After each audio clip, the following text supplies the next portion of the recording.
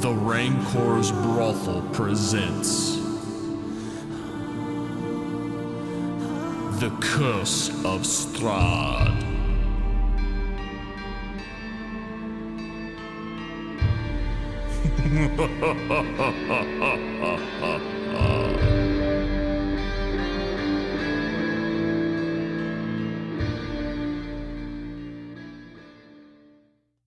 Hi, Lucas. What's up? Okay, so this is so we've had the secret episode. Mm-hmm. We've had the second secret episode. Yes. We've had the double secret episode, Yes. which you don't even know about. Well, by now I will. Fair, yes. Those people who are listening knows. Lucas does not know. I've decided to title this the unsecret episode, Okay. because it is you and I, but it's pretty obvious, I think, to everyone at the table that we got to get something figured out. Yes. So, just to pull back the curtain a little bit, just because I think it's important, we actually saw, and I do read the few iTunes reviews that we have, so if you don't want to reach out to us by email, you can always leave us an iTunes review, because I read those. Somebody, oops, hit the table. Somebody not too long ago talked about how they enjoy the fact that we take the time to sort of explain what we're doing and how we're doing and kind of teaching people and learning the rules and so on and so forth. So just to pull back the curtain a little bit, we're having this sort of sidebar episode strictly because, is it fair to say that Lucas is tired of playing Lestat? That's very fair to say. Okay. So just from my own personal perspective, and this is to sharing out to anyone out there, because I know we have encouraged new people to play and to try things. The most important thing I have to say as a dungeon master is to ensure that players are having fun, because it doesn't matter how good you are, it doesn't matter how good your campaign is, it doesn't matter how clever your traps are. If your players don't like the game, Right. if they're not having fun, you're sort of defeating the point. So, and Lucas can attest to this, that's one thing I'm always asking the players. It doesn't necessarily matter if you win. You don't always have to win. True. But it's important that you're having fun. Depending on what game we're playing, sometimes we don't win ever. So, No, I tend to like the games where I win because I'm a selfish bastard. well, we'll see how this one ends. So, I suppose if there were anything that you particularly wanted to go over about Lestat, about the game, about anything that you want to talk about in regards to, how you came to this point, decisions that were made, not made, like how do you feel overall about Lestat, making his eventual exit? Because I mean, this is the first time this should probably be, unless we change something, this will be like episode 59. Mm-hmm. So this will be the first time in 119 episodes that we will have removed a character from the game. Yeah. Wow.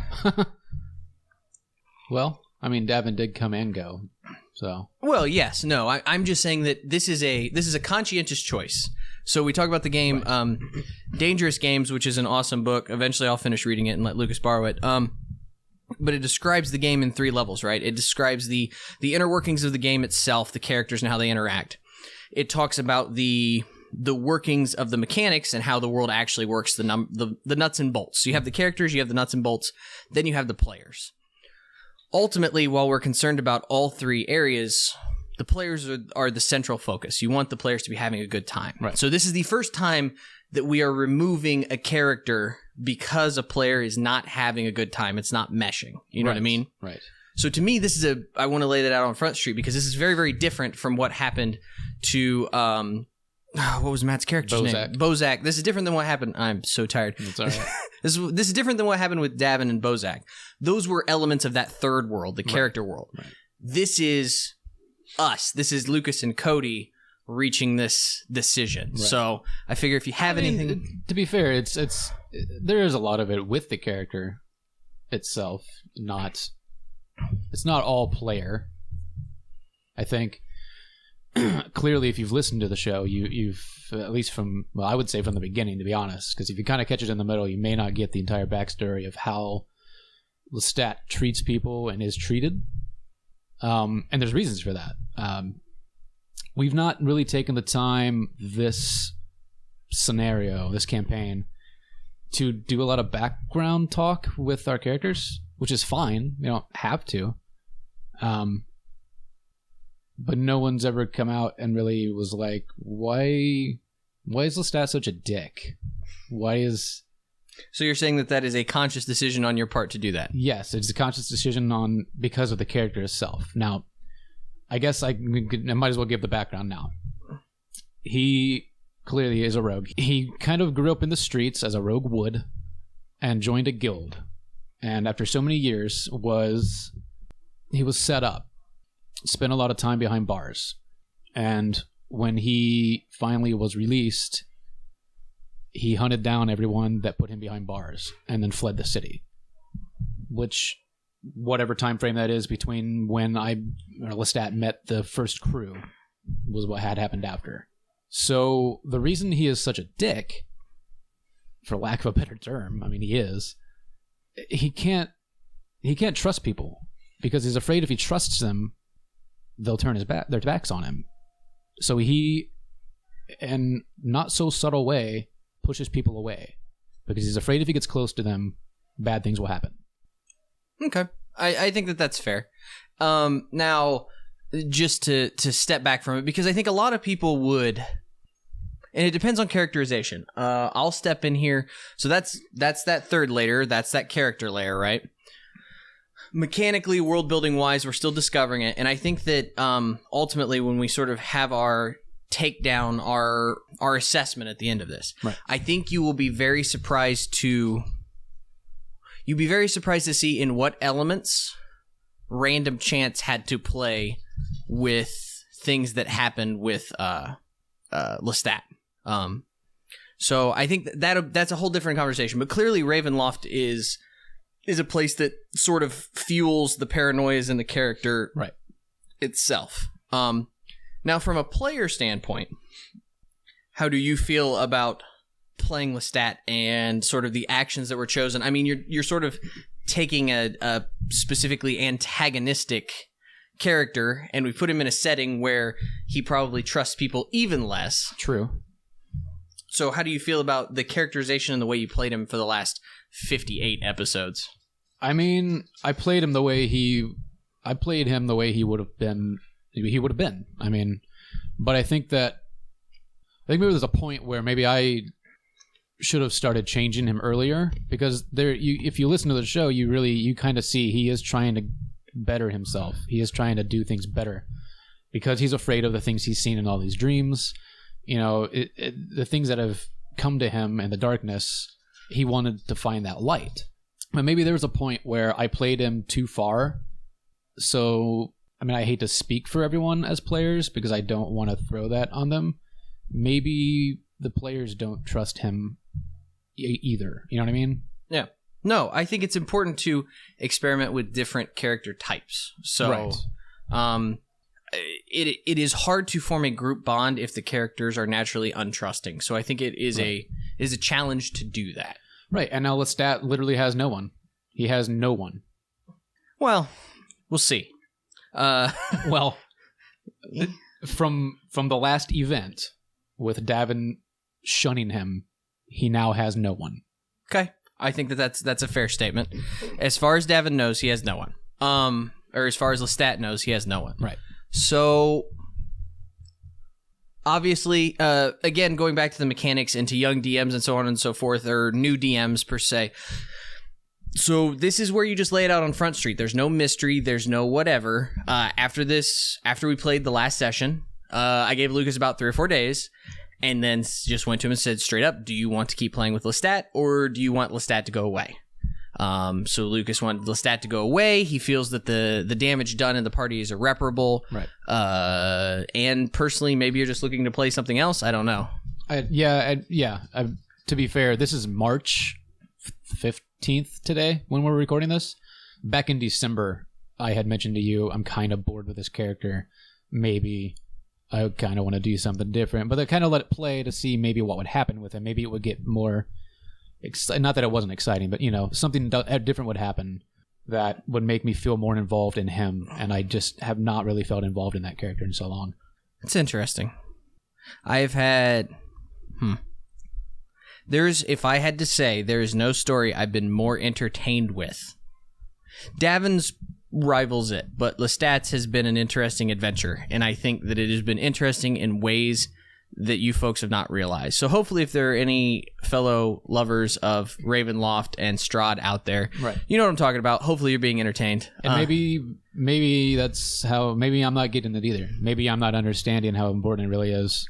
And No, that's- to me. It's just I'm reading it differently than maybe I should. You know, But- I don't know. No matter at what point, this is what, and we took some time. I figured out what to do. So Lucas has prepared a new character. We're going to give Lestat a little send off. We're going to introduce him, and then that way everything flows seamlessly when we start the very next session. Right. So we're good there. You got anything else to say as far as Lestat goes? We had a good run, man. We had a good run. 58 episodes. Yeah, this would be the 59th theoretically, Yeah. as long as everything sequences out the way I think it will. This will be episode 59. It's a good run. So I mean, I got 60 out of my first character, you did. so maybe 60 is about the limit. I don't know. You never know. It's a long time. I mean, It is. you've been playing this character for almost a full year. Yeah. So, I mean, that is something to consider. Okay, so I think that's good enough. Sure. No more as far as that is concerned. So, let's go back to Krezk. Lestat has just put his hands on the wall. You scale the wall. What is Lestat's thought process at this point? Is he scaled the wall, which he didn't realize he could do. Like I said, it was if nothing. You're placing, this is full on Spider-Man stuff. Yeah. You're putting your Yeah. hand flat on the wall I mean, he had a dream about it. and you are climbing it with no problem whatsoever. Right. So you climb across the parapet, Mhm. jump down over the other side, climb down over the other side. Where are you headed? What are you doing? I mean, the first thing I think Lestat would do is kind of look at his hands like, how the hell did I just do that?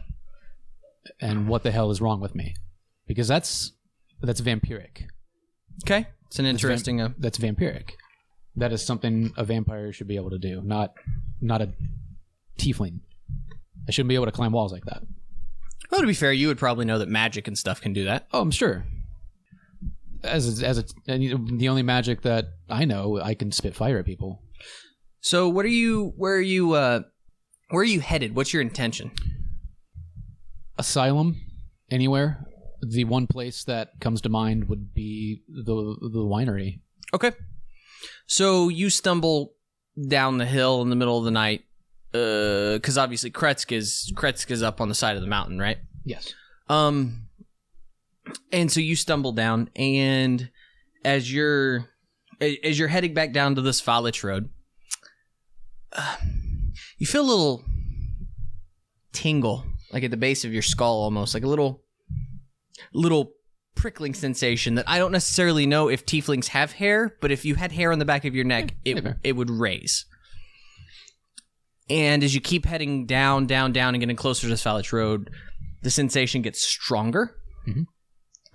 And you get the feeling that you're being watched. To be fair, I've had that feeling the entire time I've been in this land, but yes, This is different. watched in a much different way.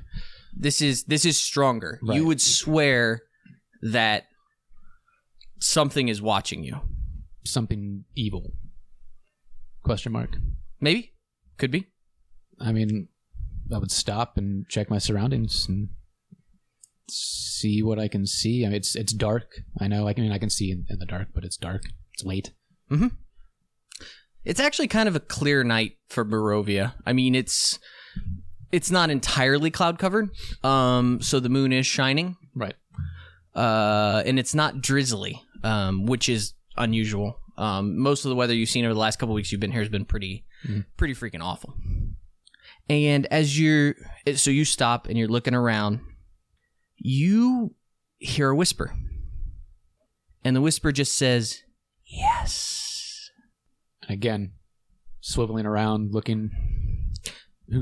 Who's there? You hear the whisper again. This time it's not a voice. It's more of a chorus.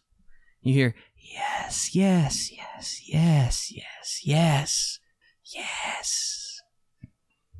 I mean, at this point, I would be pulling a sword, swiveling about, waiting for whatever it is to come at me. And you hear nothing but cackling. You hear a chorus of laughter, highs and lows, baritone voices, high-pitched shrieks, like the voices of old crones, just giggling, tittering at the fact that you've drawn your weapon. Sure. Is the weapon shining? No. Okay. Oh, you're drawing your magic sword. Yeah. It's the one I've been carrying. Yeah, no, that's fair. It is doing what it is supposed to do. So it is emitting a light, but you are seeing nothing. Okay. And you get an external sensation of fear. One, you would recognize that your sword is emitting sort of confusion and panic. Okay. I mean, I know we kind of talked about the sentience of this sword, as much of it as it is. It gives me more of the sword gives me feelings. It doesn't communicate directly with me, right? I mean, right. It doesn't speak to me. Right. No, all you get is panic and confusion. If I look at it and concentrate and think about this, think to the sword as if I could talk to it telekinetically. Which way? Where do I go? I mean, the only thing I can talk to is myself. Yeah, no, that's true. The sword just kind of pings confusion and then sort of goes silent. Okay. And are you speaking out loud or are you thinking? I'm thinking. Okay. So as you're thinking this, you're looking at the sword and you're thinking, which way? You hear a solitary whisper again say, "With us." And then it starts a chorus again, "With us, come with us. Will you come with us? Come with us. We will show you the way. Come this way, this way, this way." To which I just start saying, "No. No. I won't follow you. We know the way out. Out. Come with us. Leave me alone." I'll start walking. I'll continue back down the path the direction that I can remember towards the winery as I'm okay. Swiveling, continuing to say no. You get to the Svalich Road at the end. So you've just now finally come out of the hills and stuff for Krezk. And you notice something strange. You notice a bright source of light. And you turn and look. And whereas before the end of the world just kind of stopped and missed, you now see bright, sunshiny day. In fact, it looks like a sweltering desert. As if the road the Svalich Road just trails off into the distance and then just stops. And there's desert on the other side. Well, that's weird. Almost like some Narnia. Yeah. It is a hard stop. It's like the wall that Wile E. Coyote paints. Mm-hmm. I mean, I'd probably go to it. Maybe it's the way out. Out. Get out. The way. I walk up to, if I will get to it, is it literally like an edge? Like I can stand at the edge of it? Yeah, I mean, like within, your toes are in the moonlight, and you're seeing this. You're feeling the heat at this point come off of it. Right. Like it is a sweltering desert on the other side. How close can I get to it without crossing through it? I mean, you've got your toes on the edge of the sunlight. I swipe my sword through it. Just anything, nothing. Nope. I mean, as you swipe your sword through it, necessarily you're probably going to at least get your hand or your fingers on the other side. Right. It feels warm. It's like the difference between, it's like coming out from the cold and stepping into a heated house. Mm-hmm. It is an immediate reaction to sunlight. Go to the city. The city. Escape. Illock. No, I feel like I need to roll something almost. For all... How long have we been here? Like 2 weeks? Yeah, give or take. Something like 3 that. weeks. I know the time frame has kind of shuffled some. Mm-hmm. Clearly he wants to get out. Who? Lestat. Oh, fair enough. But he doesn't want to listen to these voices. Lestat will take a step back. And he will spin. And with thaumaturgy yell, Strahd. Just one loud, long roar. Your roar echoes off into the distance.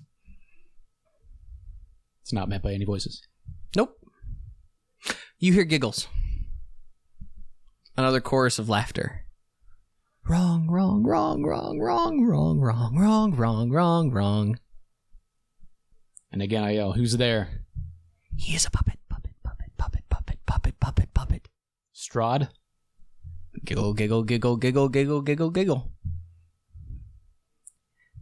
One chance to escape. One. The way out. And then almost as if they're arguing with themselves, will he take it? I don't know. Will he take it? Take it. No. Yes, maybe so. Who knows? Take it. He kind of turns back to look at the desert, I guess. I mean, It's just a desert. There's nothing there. I mean, as he looks out, so you see a wave of sand, but there appears to be... There's a path somewhere. Someone has cut paths through it. I mean, it would be literally like if you took the rainy moors of Scotland and just cut them in half and slammed some bit of Egypt up against it. Like, clearly there are signs that people have traveled this. And if I look to my left and right, it goes on and on and on, like there's nothing else there. Yeah, I mean, if you put your toes to the edge and kind of lean, and you feel the warmth, like it's just a hard line, like you see... As far as the eye can see, left to right. Mist and rain behind you, and... What direction am I heading? You're heading west. Strahd is east. Strahd is east. The temple's south. Right? More or less, yes. I turn south. And Okay. I stay where I am, but I just walk along the edge without crossing it. Okay. Hoping to find the end. Hoping to find that it's going to end somewhere. Well, so as you step off the path and you begin to walk across the street and kind of into the woods, you start seeing fog. You're even sort of walking in the mist now. And as you look back at it, it's not... When you're standing on the road, it encompassed your vision as best as you could tell, but that's probably because you were right up against it. Right. You know, you were looking through... It's like looking through a keyhole. Yeah. You look through the keyhole, you see through the keyhole. Now that you're walking perpendicular to it, now you're seeing mist and rain again. Which direction is the winery? Was it west or south? No, it was south. There is nothing... When you guys first came to Krezk, the road ended in mist. That's where my intention was to head. So I'm going to continue to head that direction. Which direction? Towards the winery. Okay. Lestat is doing everything he can to ignore these voices. They laugh at you and call you a fool. Born and bred. Okay. No, are you walking through the wilderness, or are you backtracking to the path? Probably through the path. It'd be easier to get to where I'm going. I mean, I don't know my way through the woods. Okay. And depending on the pace you set, you travel an hour and a half, 2 hours into the middle of the night, and you arrive at the winery. So it's probably, 3, 4 a.m., somewhere in there? I don't remember what time it was when we left. It is at night. Right. I can't remember how deep into the night it was. I'll bang on the door. You are met by the old crow and his family with weapons, but they recognize me. Well, I mean, you don't typically bang on people's doors in Barovia in the middle of the night unless you plan on, murdering them. Right. So, yeah. And is Corvo with him? Is it Corvo? I always pronounce Corvus. Corvus. Is Corvus with him? Nope. He set off to Berez with you guys on the wagon. Oh, God, I totally forgot about that. I thought they left. Yeah. Nope. Making wine. Starting that new batch. Yeah. You do see that even though it has only been a couple of days, that there is some new growth on the vine. Right. So the grapes are growing. I have no place else to go. What would you have from us? Let me sleep for the night. I'll be out of here in the morning. Where will you go? My friend, we are all trapped by the mists. You may sleep here, but... Ravenkind, your people. Mm. Is this a family trait? Yes. I'm meaning legitimately as a player. Ravenkind does not wear raven. It's something different. Depends. Like, Depends on whether or not you think he'll tell you the truth. Yes, it is a family trait. It is a family trait. right. The Mardikovs are Ravenkind. The Mordikovs are Ravenkind. Are there more of you, other than your family? He sort of shrugs. Why do you ask? You oppose Strahd, yes? Why do you ask such questions? You know that you already know the answers. Let me help you. My understanding was that you were helping. Apparently I'm not helping enough. You would be better off helping the group, perhaps, then. I don't think my group wants me around. I pushed them too far away. So you seek to join another insular group, then? I just seek asylum. That is a hard thing to find in Barovia, my friend. We are all under the watchful eyes of Strahd. It doesn't matter where I go. There's no peace here. This is true. I either die or I fight. Or die fighting. Perhaps. Or like you, your kind, I die over and over again. He looks a little bit perturbed at you saying that. He says, some do say that happens, particularly with outsiders. I do not know whether this is true or not. I believe you are unfortunately cursed. If Strahd does not wish to let you go, he will not let you go. Yeah, I don't think Strahd wants me to go anywhere. Strahd doesn't want me working for him. Why would he want you working for him in the first place? I think Strahd wants me to replace him. One of the other Mardukov brothers who's sitting there actually spits his wine out at that remark. Mm-hmm. And the old crow coughs on his pipe and says, this is, no offense, my friend, ridiculous. He's as much a prisoner here as we are. Some say it is so. I do not know the truth of that. How long have you been here? How long have you been in this loop? 20 years, 30, 200? Loop. My father was born before him, or before me, his father before him. I do not believe I am reincarnated. I have no proof of this. I believe your understanding of this place is perhaps flawed, or mine is. But perhaps everyone's is. We fight because if I could pick my family up and leave, we would. That is not an option. So we do what we can. But, no offense, friend, I do not believe that Strahd has picked you as his successor. Strahd has been in charge for 500 years. I do not see him wishing to bequeath his throne upon anyone anytime soon. And clearly, Lestat just feels the exact opposite. That's fine. With the things that Lestat has seen in these dreams, and clearly not understanding them all, he has changed. He has grown stronger. Mm-hmm. He can now climb walls. Mm-hmm. He is gaining powers beyond his recognition and belief. It's fair. Now, don't think I've been bit by a vampire, as far as I can remember. I mean, maybe if I got attacked by a vampire spawn or something, I don't remember. But that's sort of different. Not like turning. Nope. Absolutely but not. In the same sense, he feels that he is. Fair enough. And that frightens him more than death.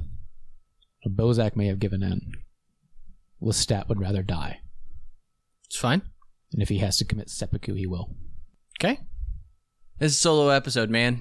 I am here to be your sounding board. I am not here to provide suggestions. No, I know. I'm thinking out loud at this point. Those are all reactions to things that have happened. Right. Did I? I don't think I told him. No, I didn't tell any of them about those dreams. I do. Lestat will explain to him what he's seen and how he's changed, and see how they react. Lestat will what now? Tell him about his dreams and how he's changed from them, and see how they react. Because if that changes the way that they feel about what he said about air quote replacement or recruitment, does the old man interpret those dreams a different way? Namely, the one where he climbed up to reach something that he couldn't reach. Because that dream is, as of now, sort of open-ended in a way. He looks perturbed by the dreams. I do not know if it is your imagination or if it is something else, but Strahd rules his domain by violence, by cool cunning, by draining lifeblood from his enemies. None of what you describe matches his actions normally. This is something different. He has not turned you to torture you. He's not dragged you off to the castle. He has not attacked you in the streets. I do not know what to tell you, but I hope that you are wrong, because this sounds as though it is something very, very different from Strahd. I would say so.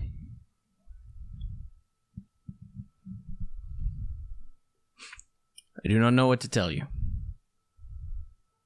Tell me about the temple. It's a place of great evil. Why? What's there? Stories have it that there are sealed souls there. Souls that Strahd has sealed there? Nope. Rumor has it that the souls were there long before Strahd came to this land. Evil souls. Older than Strahd. Perhaps. If the stories are to be believed. It is a treacherous journey. What else is there but evil? What are they hiding there? If there's evil there, they've got to be hoarding something. Something of great power. It is abandoned as far as I know. Much like the ruins of Berez, or the Hold, or many other places. The land just swallows them up. The Amber Temple may be nothing more than that, the remnant of a long-forgotten group. I've never been there. The journey up the mountain of Mount Glaucus. The journey up the mountain is quite dangerous to begin with. You know, I can kind of climb walls now, remember? It is a frozen, dangerous wasteland through which few could survive. I do not think that you will find the source of your troubles there. But he's never been there either, so. Right. If you have no means to help me, then I'll be on my way. You can stay, sleep, get some food, but as for what troubles you, it's beyond my power. Then at least I'll sleep. Lestat will find a place somewhere and sleep it off. Sure. Nothing? Nope. Nothing overnight? Nope. You wake up. All right. Pack up my things and head west. Head west. So you're going to go up and you're going to head west. You're going back to Asphalix Road, or are you heading west directly from the winery into the wilderness? Sure. I mean, he's aimless. He has no idea where to go. Okay. Well, I just from a pure mechanical perspective, I need to know which way he is heading. Right. Well, not that he believes he can find it again, but the edge of the world, air quote, edge of the world was to the west. Right. So you're just heading west, or are you heading north back to the road and then west? Well, probably back to where I saw it to begin with, so probably up the road and back. Okay. As you travel back up north and turn towards the west, you see that it is a fog-covered road. Walk into the fog. Okay. As you begin to walk into the mist, which is thick and impenetrable, it seems to just crawl into your lungs. Mm-hmm. It feels like you can't get a full breath. You know, like when you have a chest cold, you just keep breathing and you're not getting any air. Right. Yes. DC or roll me a Constitution saving throw. 21. For the moment, you feel okay. You can keep going. There's no sense of direction at this point. You're just walking. Yeah. Do you continue walking, or do you try and turn around, or do you try and change direction? I mean, I imagine if I spin around, I'm just going to see fog. For the most part. For the most part, you might be able to find a way, but at the moment, you're not sure. Make me another roll. Another Constitution saving throw? Yep. 18. You begin to choke. You can't. It's hard to breathe. You now have disadvantage on all your checks. Good to know. You can't catch your breath. You gotta keep moving. You can't stay here. You gotta keep moving. You can't breathe. You can't catch your breath. What are you doing? I pick up the pace, continuing west. Roll another one. Ooh. 5. You're now having your steps feel heavy. Mm-hmm. You can't keep the pace that you are. You have to slow down significantly. It's getting harder to breathe, and you can't go anywhere. You're just I can't. What would you like to do?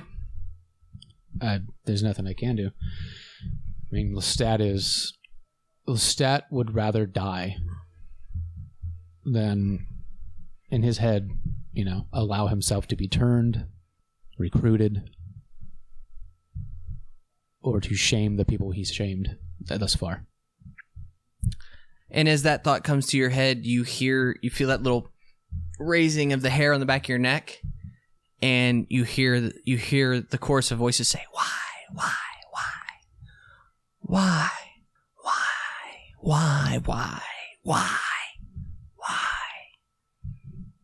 As they mock you. Roll me another one. Oh, that's a crit fail. It's bad. It doesn't affect you right now, but it's bad. Yeah. Again, you just, your arms feel heavy. You just want to slump your pack off. You can barely move. Why? And as you're standing there, at this point, I'm probably crawling.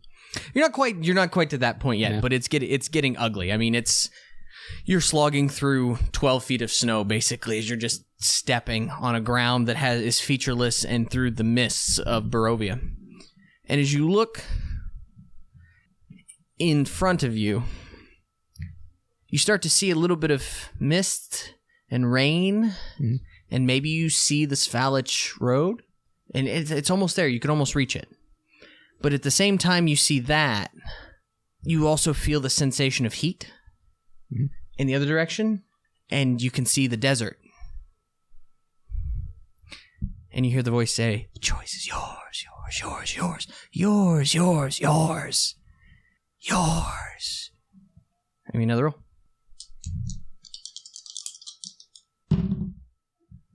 8. What is your...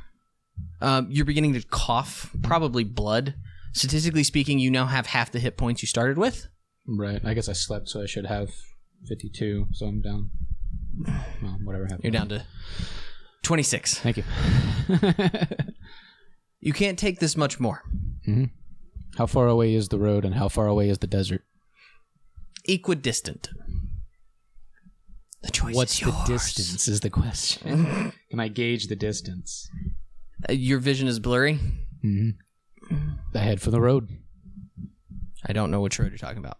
Oh, what I presume to be the Svalich Road.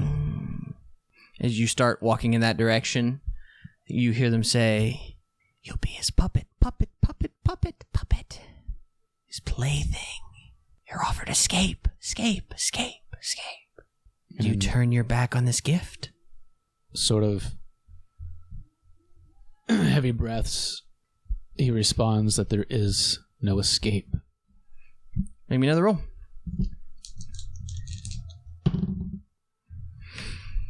7. You're on your hands and knees now. You can barely move. I'm crawling as far as I can away from that desert. You hear them say, "Fine, fine, fine. The choice was yours, yours, yours." And Lestat's vision fades to black. All right. There you go. Bye, guys. Maybe. You're done with him. Yep. So Lestat, choking on fog, fades into blackness, presumably dead. He's just sleeping. Now let's go back in time. Okay.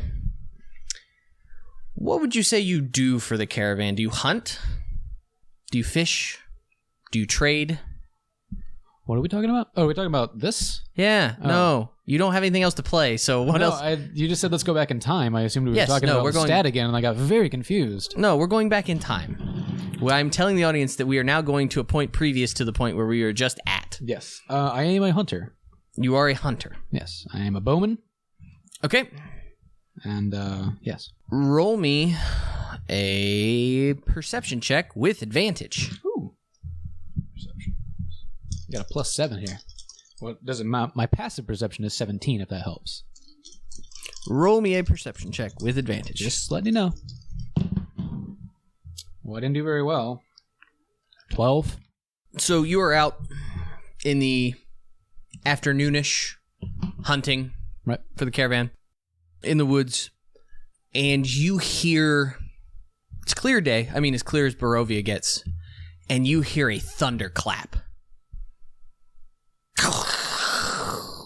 that seems to just echo off the mountains and through the valley, and you swear that you can't quite make out what it says, but you swear that there's a voice in that thunderclap. Mm-hmm.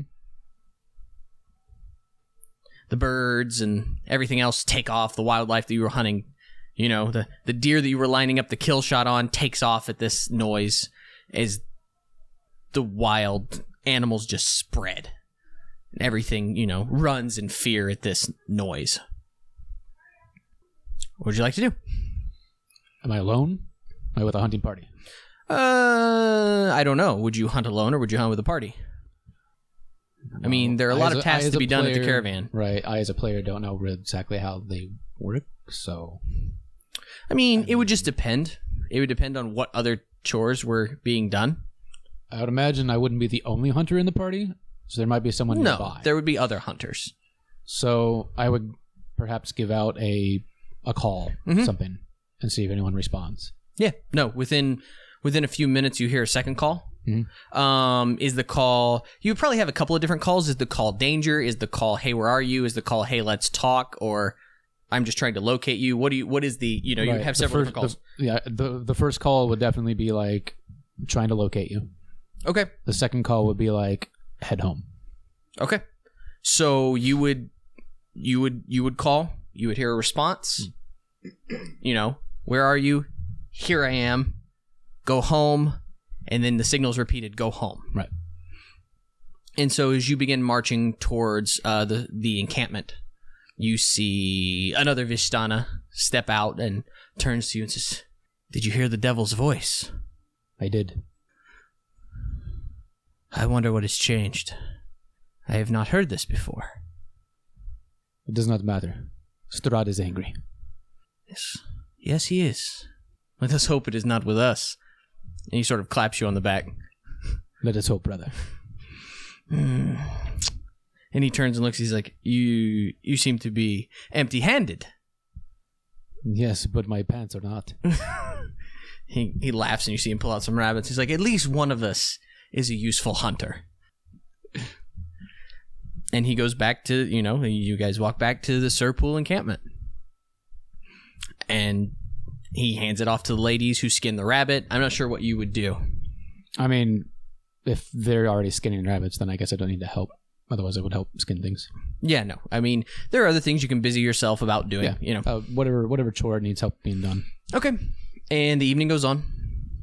I'm from the east side, not the west side. Yes. That's what I was trying to figure out. I was like, wait a minute. They're the where am I pool at? encampment, not Yeah, the one on pool the hill. encampment. I am of the east side, Vishtani. Cab, I would knock on Madame Ava's cabin. In case you don't remember, they actually have two people, or there are two Vishtana who stand outside. Yes, brother, as you approach. I mean, I'm feeling a little uneasy with what I heard. Did you hear the thunder? Yes. It echoed through the valley. The devil is angry. Has Madame Ava spoke of this yet? She rests now. I think she sees something. Something for the outsiders, perhaps, or something for the devil himself. But she told us not to allow her to be too disturbed this evening. She is I believe she's awaiting something. Sort of look off in the distance of the direction I believe the thunder to have been from. Oh, there's no doubt. There's no doubt. I mean, it echoed. Yeah. You have to realize that the Surpool encampment sits at the base of the falls. Right. And the falls are like, they don't spill off the Pillarstone of Ravenloft, but they're pretty close. You have a knowledge of this. So if you would like, you could look at the map I provided you because you know where things are. Look at that. It's a little fuzzy, but do my best. Give me a you are here. You are... Where's the... I can't read upside down. It's the best my printer could do. Village of Barovia. There's the Surpool. Okay. So this is the Surpool. Okay. So the encampment is right down here. At this T. Right. Okay. The bridge and the falls drop right down here. Okay. Okay. This is the castle. Mm-hmm. So you're probably hunting in one of these sets of woods around the encampment. Right. So there's no doubt this shoots 1,000, 1,500, 2,000 feet in the air. Yeah. No, I'm not. Yeah, I'm assuming I can see the castle. We were up in this area? No, you were right here. No. Oh, you're asking. The original company was up in this area. Oh, the party when they heard that? Like Zervoich, right? The party when they heard it is over here. This is Krezk. Okay. Oh, okay. Oh, they're way further west than I thought. Mm-hmm. That's why the road ends in mist, because the road literally ends.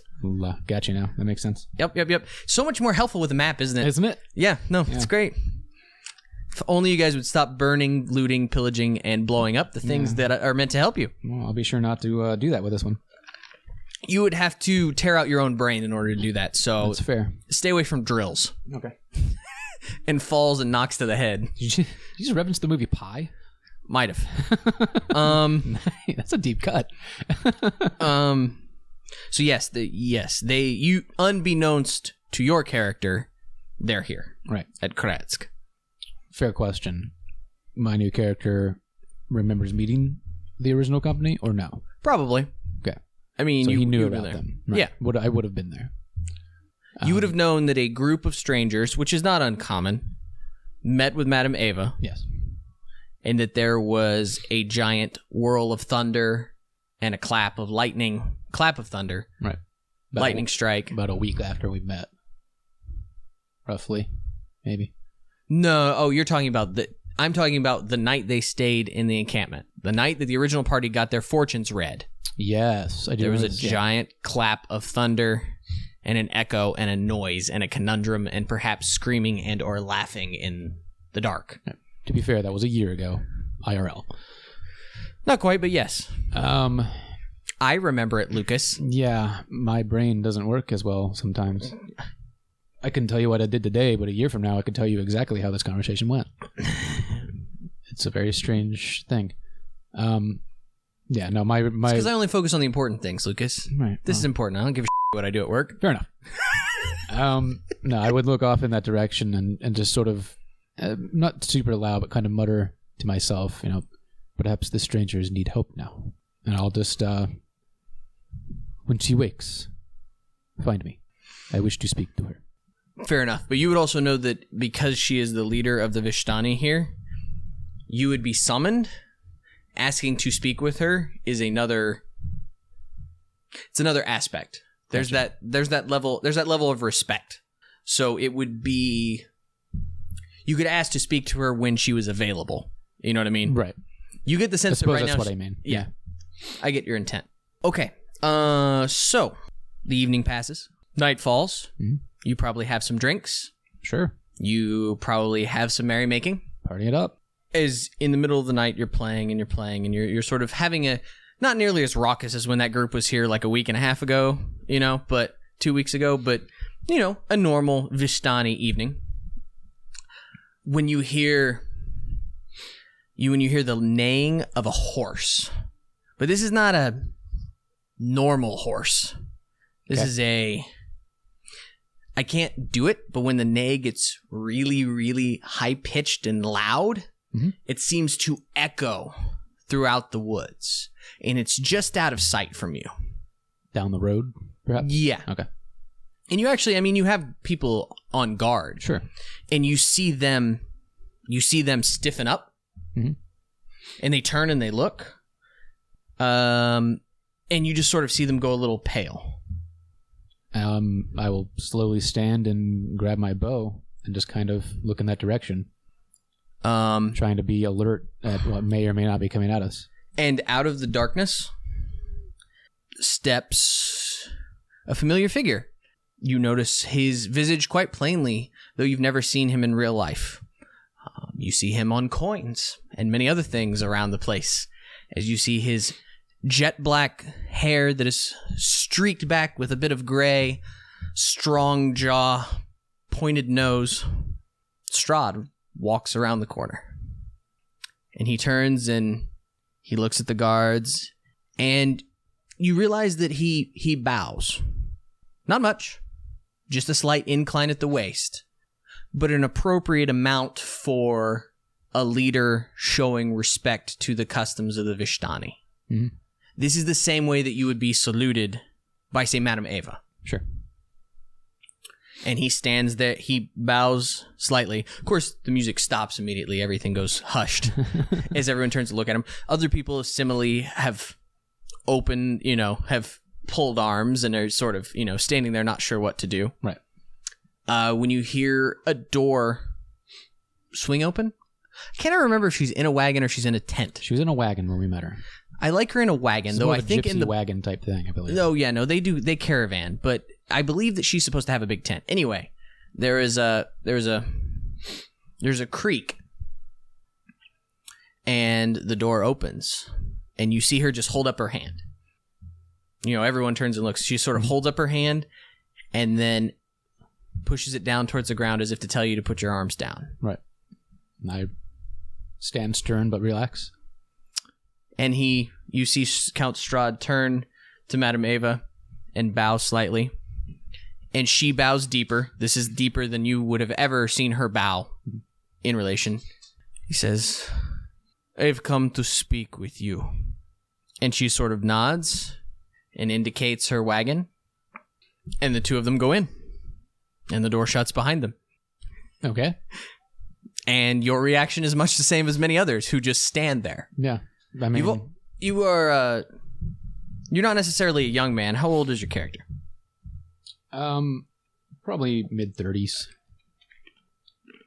You've heard stories of Madame Ava's connection with Strahd, but you've never actually seen the man necessarily. Right. Felt his presence, Right. perhaps seen a missive, but his arrival in the Surpool encampment is unheard of. Right. In your lifetime, anyway. Perhaps not in Madame Ava's lifetime, but in your lifetime, unheard of. And after a few moments, the door opens. Strahd steps out, his cape billowing behind him. Paying you no mind, he walks off into the wilderness to where you hear another loud neigh from a massive thoroughbred. And you hear a cry, a yah! And you hear massive trail off into the night. Everyone again in shock, seeing Strahd, Count Strahd von Zarovich, in the Surpool encampment. Right. And the door still hanging open.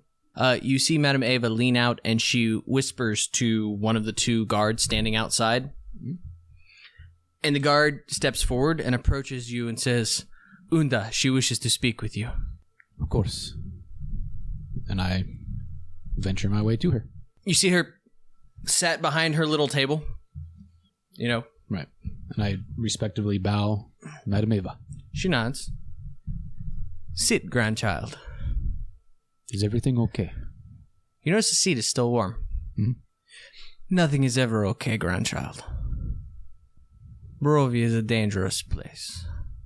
Now more so than it has been in many years. The Lord has asked us to do him a favor.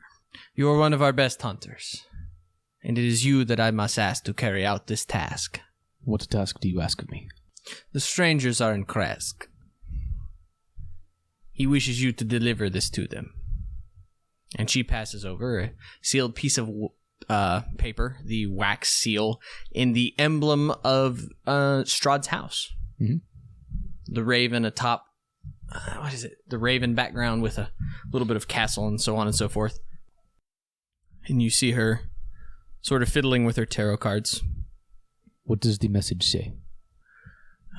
That is for them to know, not for us to know. Do not overstep your bounds, Unda. You are to deliver the message. Is this all? She gives you that look like there's more to say, and she can't quite say it the way that she needs to say it, if that makes sense. You must help them, my grandchild. They need help from us. I do not understand. We help Strahd, or we help them. Which is it? So this comes down to a quintessential understanding of the Vishtani. Mm-hmm. Strahd has a pact with the Vishtani that goes back centuries. Strahd, speaking to your mafia tones, he does things for them, they do things for him. It's sort of a tit-for-tat relationship. Right. Strahd allows the Vishtani to freely pass through the mists. True. Strahd allows them to bring in trade, and every once in a while he will ask them to do things. He has asked you to do this, grandchild. You must do this. You must help them. I do not know what the message states, but I assume that they will need your guidance. And as she says that, she furrows her brow in the hopes that you read the double meaning of the word guidance. Sorry. It's my brain is now going, is it this or that? Is it this or that? You must tell them I have seen futures. I have seen many paths, like the roots of a gnarled tree. Some twist on themselves, some end abruptly, and some seek out the nourishing water and nutrients that they seek. It is hard to tell which branch of the tree that one is on. Tell them they should be careful seeking the temple. The Dusk Elf is a double-edged sword. He could provide great aid, but could be a great burden. He knows what he seeks, but he knows not why he seeks it.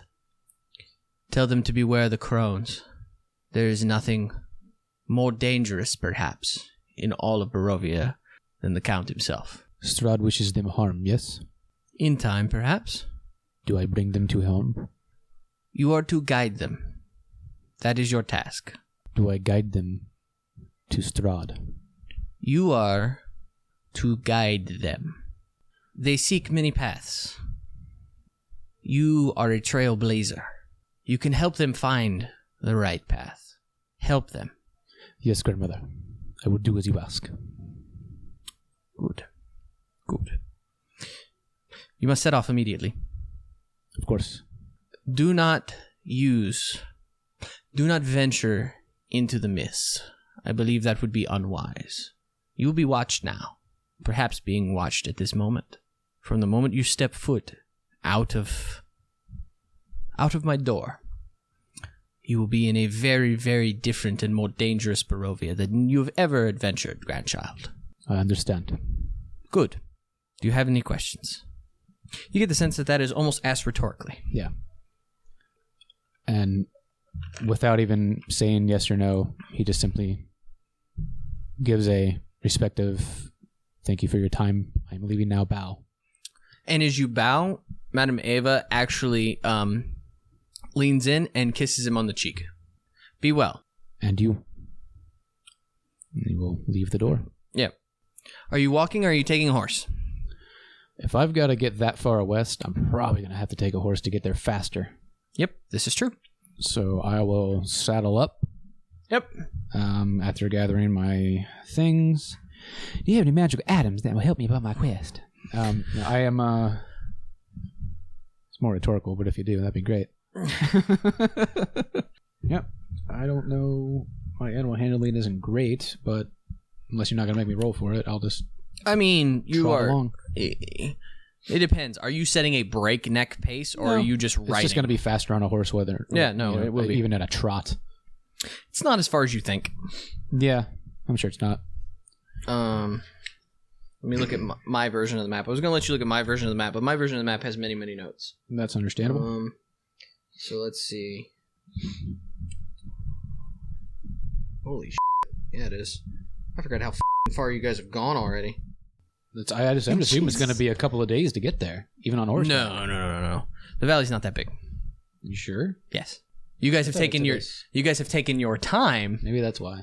The valley's not that big. Maybe that's why. You made it from... I mean, if we're looking at maybe at least a day's worth of riding, plus breaking... I mean, I'm going to have to break, let the horse rest, eat something, move on. No, you actually can... I'll have to look it up, but I bet you can easily make... You can make it quickly. Do I, as Ashtani, know about the crones? Yes. I will explain that to you momentarily. Thank you, sir. Mm-hmm. The other thing that she said that I did not add is to tell them not to worry about their lost friend. He is lost forever.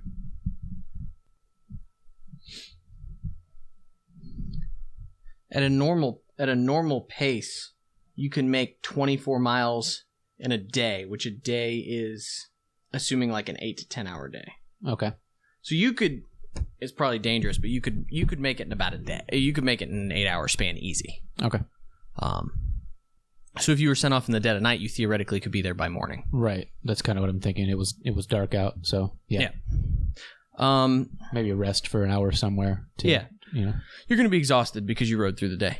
But you arrive at Krezk just as, say, dawn breaks. Sure. And I assume you ride up to the door? Yeah. Who goes there? What business do you have, Vishtana? You bring no supplies. I bring message. For whom? A group of companions. We will get the burgomaster. He nods. And the burgomaster comes out and... What are you doing here, Vishtana? We trade only. You come bearing no trade. I bring message. For whom? A group of companions should have come this way. The ones at the Abbey. The Abbey? Who sends such strangers a message? Madam Eva.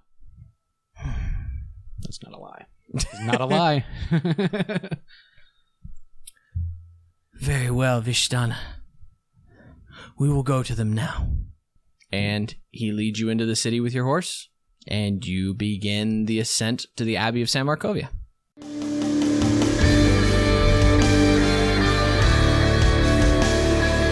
Our title track, Nocturne, provided by Sleep for the Weary off their new album, Nocturnes. To find out more about Sleep for the Weary, check them out on iTunes, SoundCloud, Facebook, and at sleepfortheweary.com. Join in the brothel conversation on Facebook. Questions, comments, and suggestions can be sent to between2crits@gmail.com. Like what you heard? Subscribe, share with your friends, and leave us a 5-star review on iTunes. Most of all, keep circulating the tapes.